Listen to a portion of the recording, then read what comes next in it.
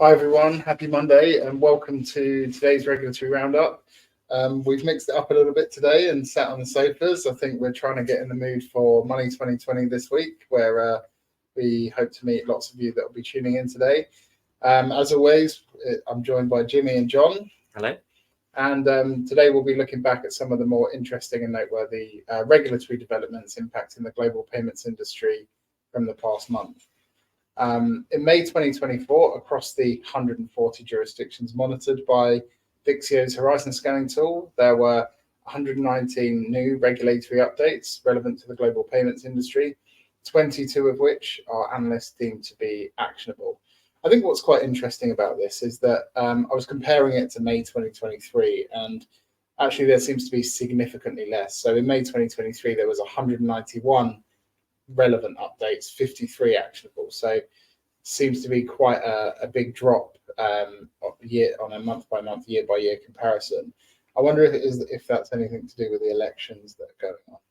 Probably, things do get put on ice when there's elections happening, and it does mean that sometimes, and something I'm going to discuss later with to do with the UK and EU is the fact that some things are being delayed, and perhaps some legislation has also been canned because of the elections. Yeah, okay, interesting.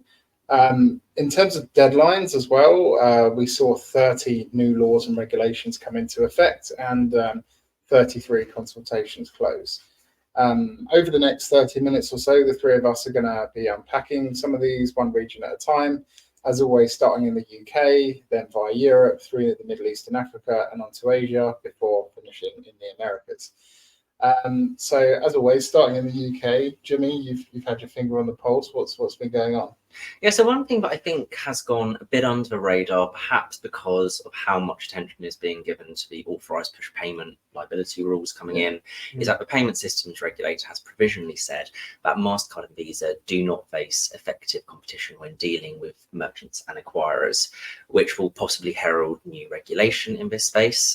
Both MasterCard and Visa have refuted this, but I think what we can expect is there to be some stricter rules coming in, whether that's around transparency or I think things like that are likely from this, and the provisions are likely to come later this year. So it's going to go from being a provisional finding to a formal finding. This is already happening with cross-border payments to the European Economic Area. Obviously, after Brexit, interchange fees were increased between the UK and EEA, and after that there was a lot of pushback, particularly from politicians. Actually, there was a lot of pushback in the Treasury Select Committee, and that meant eventually that the payment systems regulator did step in and say that they had to return them to the original levels when it's payments going to the EEA. Right. So yeah, I think that there is a lot of motivation to enhance the rules around this space, and the PSR has been working on this for a long time when it comes to the acquiring rules. And then also in the UK, obviously the general election has happened, or has been called, not happened yet, and a victim of this has been the DPDI bill, or the Data Protection and Digital Information Bill. Fintech nerds absolutely loved this legislation because it was going to have laid the groundworks for open banking and open finance going forward. Now, this is all up in the air. I do think that there is a chance that Labour will carry on the legislation, but will it be a priority for them? I think they're going to have a lot of other things going on if they do win the election. And I think the same can be said for the Conservatives as well. If they were to get back in, I think they're going to have bigger fish to fry. Because we were at a conference 6-8 weeks ago, and it just seemed like the assumption was this was just gonna happen, right? Yeah. And now, regardless of who wins, you think maybe that's not going to be the case. I think it will happen eventually. I just think there will be some delay to it now. I think that Labour could change the legislation slightly. There has been some concerns with other parts of the legislation not related to open banking and open finance that they may wish to amend. But yeah, people are going to be very frustrated about this because the open banking plans that came out recently that we discussed on the last LinkedIn Live were very linked to this. And now this legislation is up in the air again, I imagine Open Banking Limited aren't going to be particularly happy. I think that's something that we should look out for in the manifestos when it comes to the UK is fraud. I think that we could see some commitments being made to make big tech or telecoms firms more accountable, a bit like what we've seen with members of the European Parliament. And the Home Affairs Select Committee has suggested a fraud levy on social media firms to help tackle the issue. So that is something that I'll be looking out for. I also think that consumer credit is something that will come up. Labour have been adamant that they're going to introduce buy now, pay later regulation, which buy now, pay later firms are really keen for. That's something that they've been looking for a while. So that's something else that we're likely to see happen. In the EU, banks and MEPs are now really pushing for there to be more liability for fraud reimbursement, and the broad consensus in payments has been that this should happen, and that is across the UK and EU. One thing that I think could make this hard if it does happen in the EU is Digital Services Act, and certainly a lot of lobbyists for Silicon Valley are saying actually because of the rules we can't really do much to prevent fraud, or we shouldn't really be held liable because of that. So that's going to be one that I'm going to be watching after European elections have happened as well. But yeah, so there has been a lot happening, I guess, because of the elections coming up. Interesting.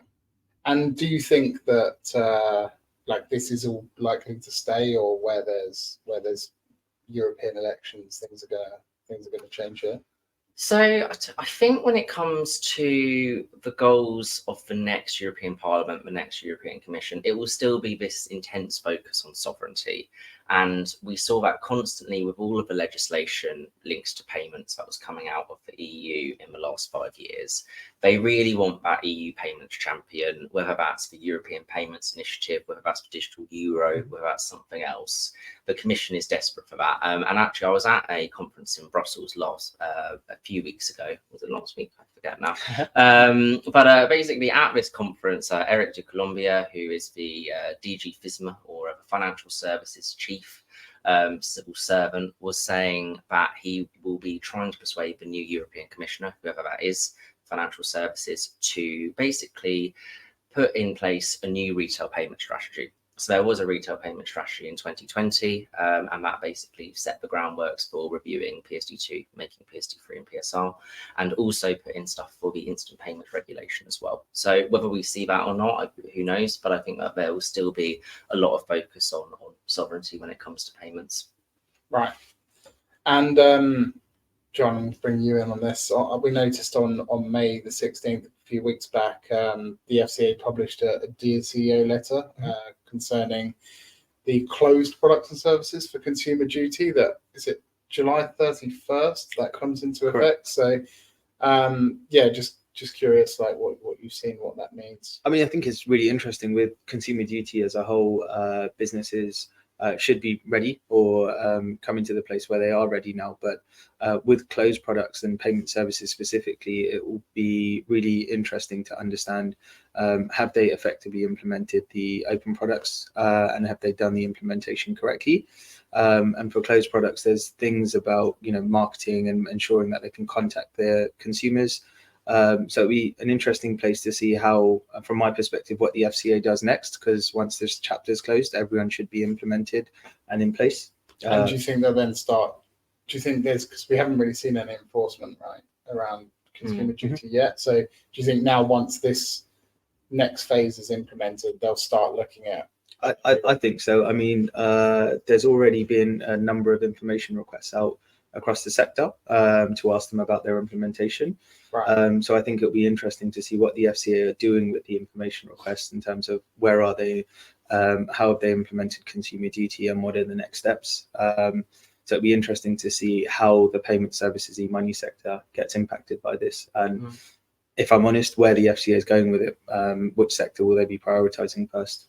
Yeah, and if you're a compliance team or a senior management team in one of these PSPs that's in scope, like what are things you need to be kind of considering over the next couple of months to make sure you're compliant? I mean, really bringing that culture and that customer-centric implementation in play across the whole product lifecycle. You have to be thinking, are we doing the right thing by the customer? It's principle-led, but the challenge is always between kind of a fast-growing PSP that's thinking about growth and acquiring new business, whereas then you also need to take that lens from a compliance perspective of, are we putting the customer at the heart of our decision-making process?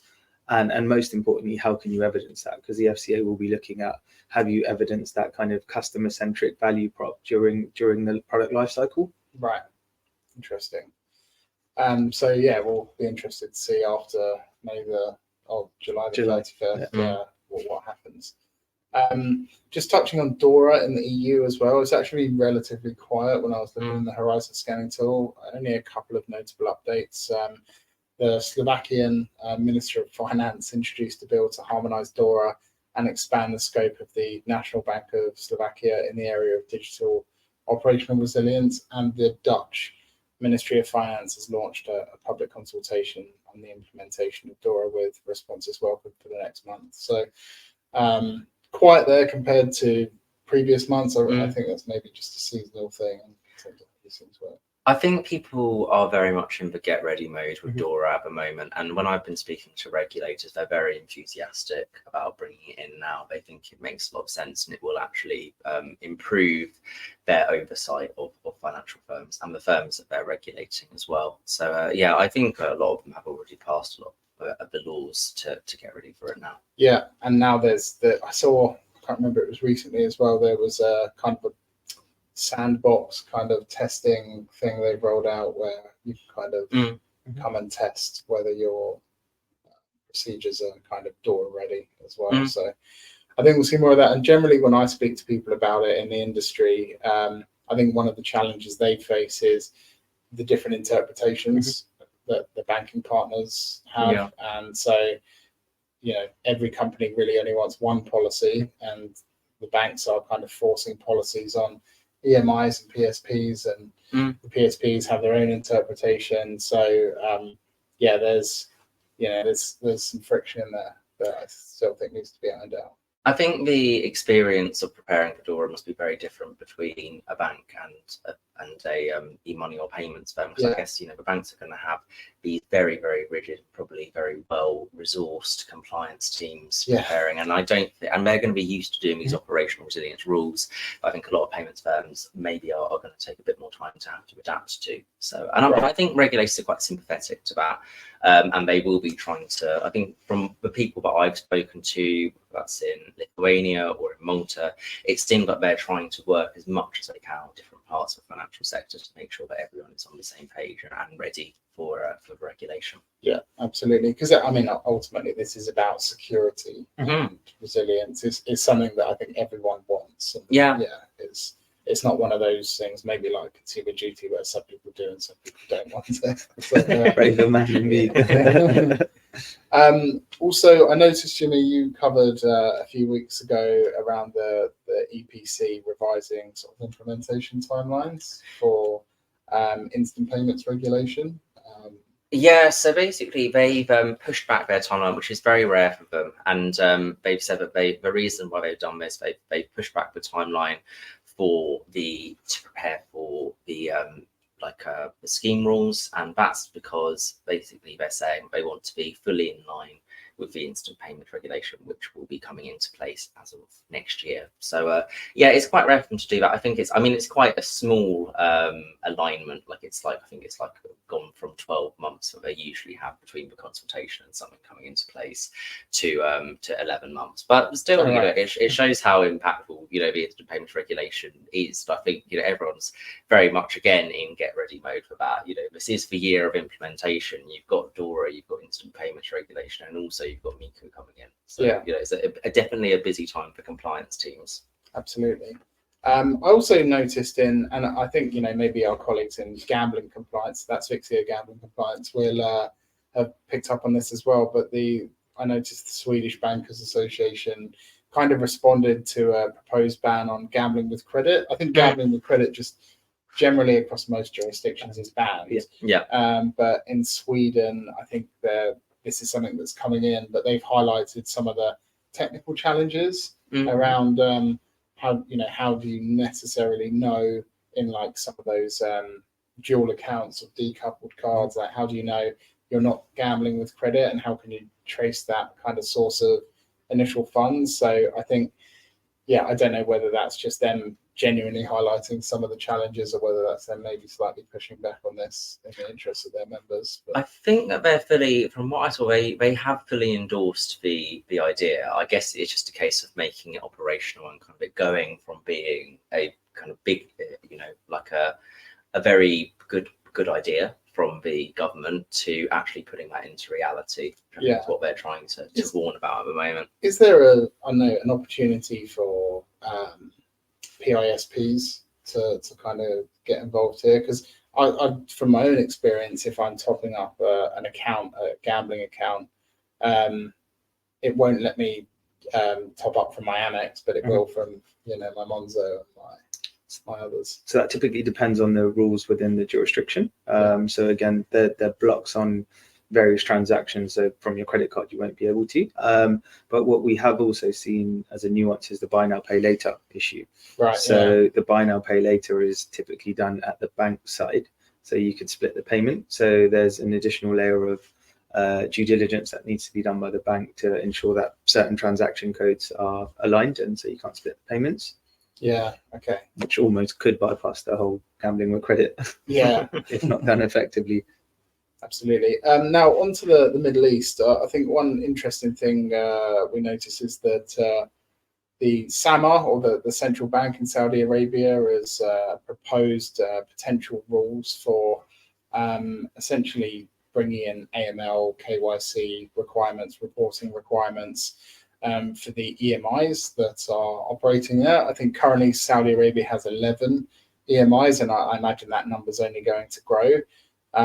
It's come quite a long way. I think since 2020 was when the first EMI license was awarded, and these whole bunch of new proposed requirements essentially, I think, lays the groundwork for a really comprehensive AML framework. So I think something for those 11 EMIs and anyone else thinking about entering the market to really be cognizant of. So yeah, I think we'll be covering that as that develops. I think the Middle East is a really interesting place for payments and fintech at the moment. Like, I've been speaking recently to I think their name is Arnie. I do apologize. When it comes to the United Arab Emirates and some of the work, it's the mobile payments provider, which was originally set up by the central bank there. And they were talking about, their plans for financial inclusion, their plans for open banking, their plans for open finance. And they were saying that one of the things that they quite like is that they've been able to jump ahead. Although the UK, the EU were, first to kind of cross the line and get these kind of initiatives working, they've now been able to jump ahead, take a step back and look at the work of these other jurisdictions that have already introduced open banking and finance work, and actually, be able to create something better and quicker as well. More innovative. So you speak to a guy, right? That's kind of So I mean, I was speaking to a contact at Samurai, funnily enough, and it's probably fair to say that there's definitely a race at the moment to be the fintech hub of the Middle East. Interestingly, I guess taking lessons learned as best they can from each other. But it'll be very interesting to see who comes out on top. A couple of years ago, I'd probably say it would be the DFSA in Dubai, but looks like things are moving, and the race is definitely still up for the taking. Interesting. Also noticed in South Africa, the Reserve Bank there issued a directive on cyber security and cyber resilience within the national payment system that's applicable to, I think, essentially anyone that I think they call them financial market infrastructure operators, or FMIs, and PSPs. And it's kind of similar, comparable really to DORA, I think, in the EU that this is bringing in. So again, I think this kind of general global trend, in Singapore you have the FSMA, so I think it's a global trend around resilience. And the Bank of England and the FCA have also been doing a lot of work on operational resilience, haven't they? That's been definitely a focus for them too.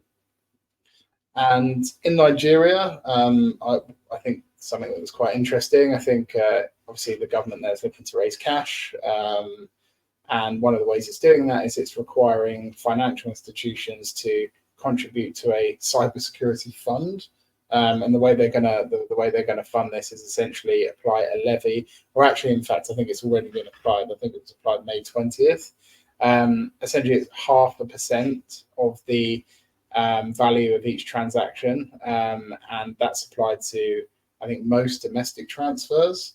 I think all banks, financial institutions, PSPs that facilitate domestic transfers are going to be affected.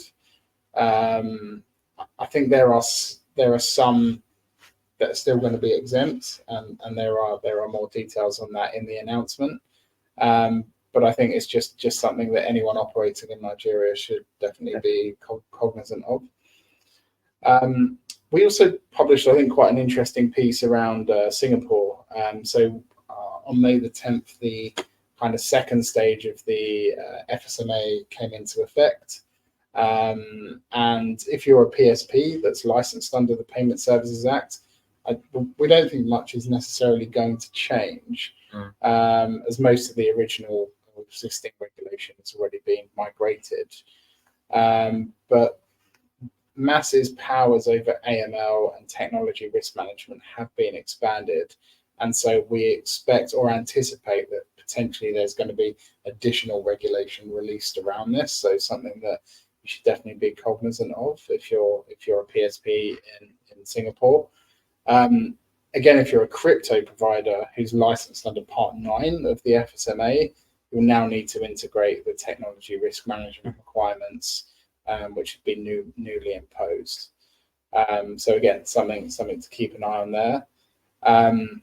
In Thailand, what we thought was quite interesting is the SEC, that's the Thai SEC, released a consultation on the proposed Digital Services Act. I think we were looking at the regulatory framework for crypto in Thailand, and I think it was made up of over 50 separate documents. So, you know, how anyone navigates that, I don't know. And I think a lot of it is done like with offshore entities and stuff maybe as well. So I think what they're trying to do here is create like a parliament-led, unified piece of regulation that just makes it much more streamlined for crypto firms operating in the region, which again, I think this is just a general reflection of the wider trend in maturing crypto regs across the globe as well. We noticed as well in Australia, the Australia passed 2 pieces of legislation on digital identity, and these bring in new options for authentication for payments companies and alongside stricter privacy requirements. I think PSPs that are in the country will now be able to apply to join this framework. I think it's generally been welcomed by the industry on both sides, the providers and the PSPs. I saw Australia Payments Plus were really enthusiastic about it, for example, and they could manage the payment scheme out there. So yeah, it's definitely a big deal. I think that digital identity regulation is going to be something we're going to see a lot more of. I'll be intrigued to see whether the UK steps forward on this. I know that as a country, sometimes we don't like ID very much. I'm harking back to the free ID days. But I do think there's definitely a bit of a consensus that it would make things easier to have a kind of digital identity that was interoperable and able to be used for things more conveniently. Yeah. And that's something that might happen in Europe as well, right? Eventually. Yeah, we've got it happening with EIDAS 2.0, or the digital identity framework that the EU passed. And at the moment, everyone's in, again, the get ready mode for that. And there is a payments angle to that for sure. So I think people are really enthusiastic about it. You have your kind of digital identity, your digital euros, and it all comes together, and it's all to do with that payment sovereignty that the EU wants. Yeah. Interesting. Right, back on track.